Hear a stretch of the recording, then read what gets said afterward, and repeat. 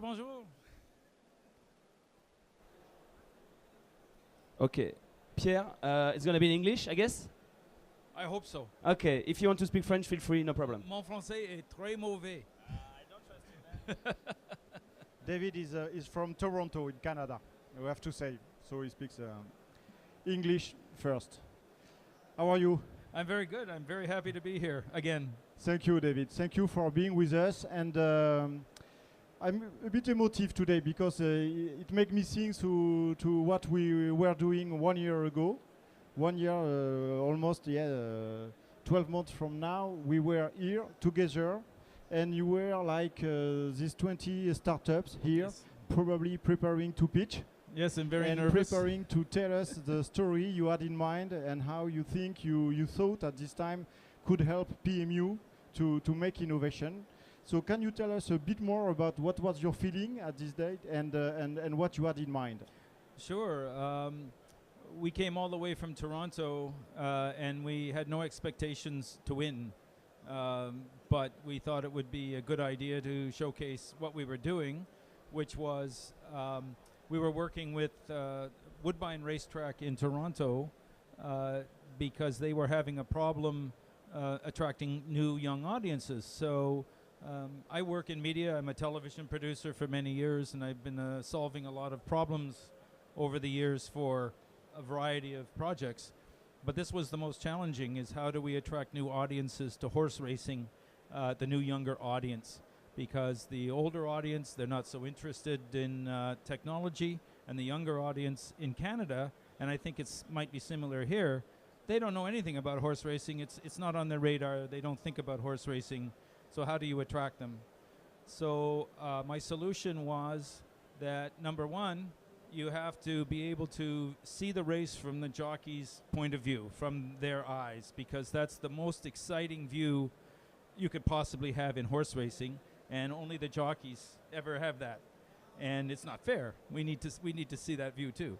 So you need to look from the eyes of the jockey, and number two, you have to get past television, because the young audience, they don't watch television anymore. They're always using their mobiles, and that's where they're spending a huge majority of their leisure time. So you have to go online, you have to go mobile.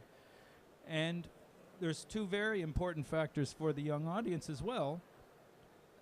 They want an experience more than just to look at something. They want to experience what it is that's going on, and they want to have more fun. It's all about having more fun. So how do you do that? So we came up with a solution to have a full 360-degree view from the eyes of the jockey. So even the jockey, they can't look around behind them, but you can now.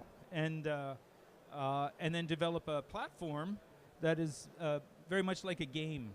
So with easier betting, because no young person wants to look at the racing form. It's too confusing. It takes too much time. It takes too long to learn.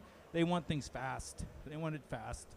I remember we had many conversations together at that time, and I remember that we mentioned always the influence of Red Bull or the influence of Formula One, and basically there are many sports that make this effort of becoming fun and becoming easy to observe for millennials, with immersive vision, with video, with data in the screen, and these sports have been existing for years and decades, but they are succeeding in captivating this new audiences because they are making the effort of the immersion in the game.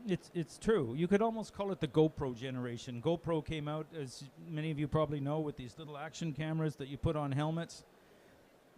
They're restricted to just an HD or 1080 view, just forward-looking, but they created a whole new interest in all kinds of sports, and that really gave birth to the extreme sports, where the young generation got really into their GoPros and what the GoPro could do to show what the sport was really like. So this is taking it to the next step. It's becoming the standard. Basically, for this audience, this is becoming the norm. Yeah. And if you do not perform that level, you do not exist. That's right. So your idea at this time was to make PMU belonging to this group of very sensational and easy, fun to observe sports. That's right. PMU admits they're like an old lady, they're 90 years old approximately, and they haven't embraced the new technologies. So for the sport to survive, it's vital that they digitize and they go mobile. And then it was the end of the second day, the jury and the decision, and then you won. We won. We were all we were very surprised. You were surprised, but you were the only one surprised because you were not really conscious about how solid and robust your proposition was, and it was definitively. And can you tell us a bit more then what happened? We developed a POC together, and it was a great adventure because you developed something great that worked. So I think you have a film, you have a movie you want to show us. Yeah, can we play the film? Could we play the film and ask the regie maybe if they are hearing just to show the film? We have a video of the race now. This. So Here it is. Here it is. Yeah. So the video. This is a 2D version. Obviously, we can't go around. Breaks the line now. They're locked up. But this is what the broadcaster might be able to play. Now we mount a camera on the jockey like this, showing early speed. Golden and you can look all the way around. Drives to the front. With a headset on, you just look. Flash and Never Worn. They've gone to second and third, now to fourth. Golden Jigs. Now this was the very first race we shot, and it was a challenge to have jockeys agree to wear this. The only jockey that would agree was Canada's top woman jockey. So this is a woman jockey riding. She's Canada's top female jockey.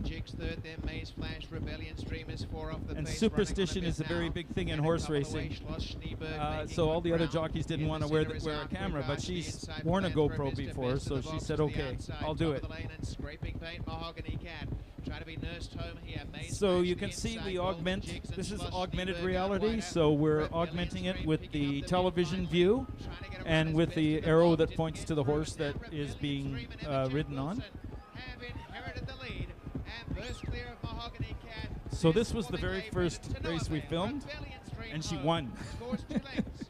And so all the other jockeys said, now can I try? And what was the date? When was it? You remember? Well, what happened was we won 30,000 euros, which was like such a surprise.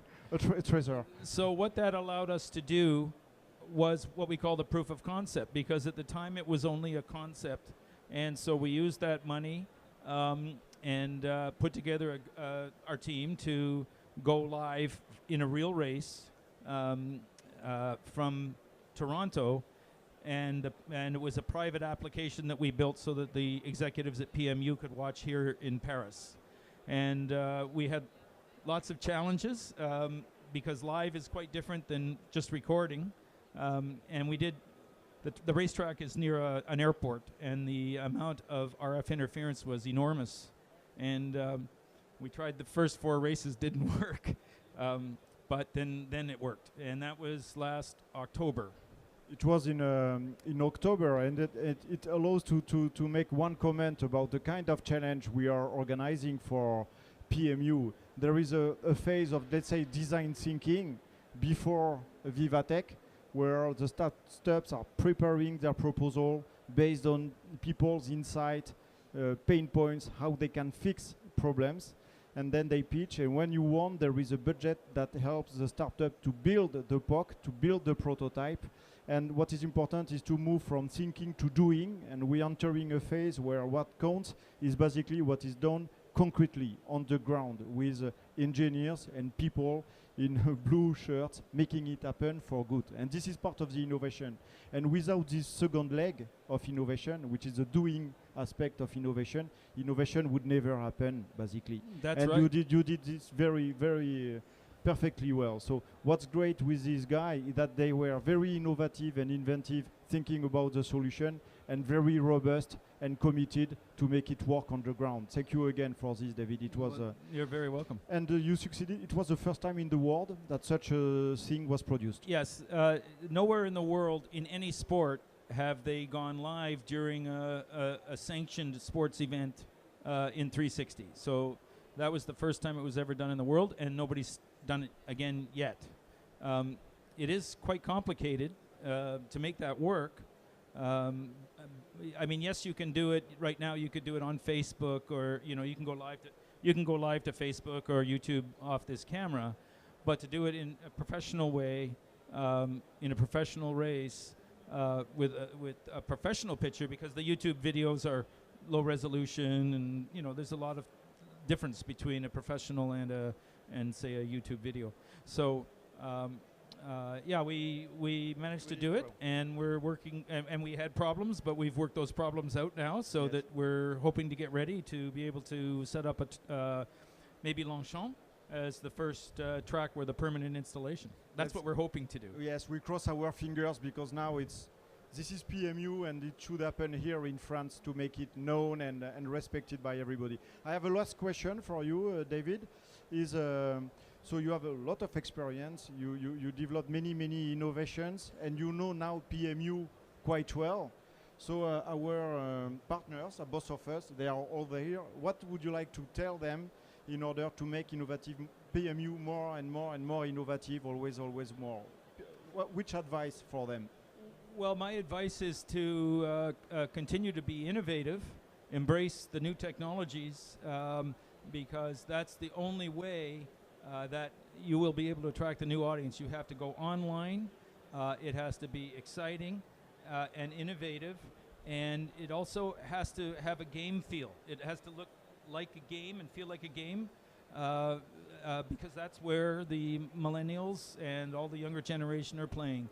So if they do that, I think they will be a tremendous success, because when you ride that horse in a headset, or when you watch it on your phone, if you've made a bet on that horse, and now you get to sit in the jockey's saddle and watch the race from the jockey's point of view, our research shows it's like 10 times more exciting for the person playing the game.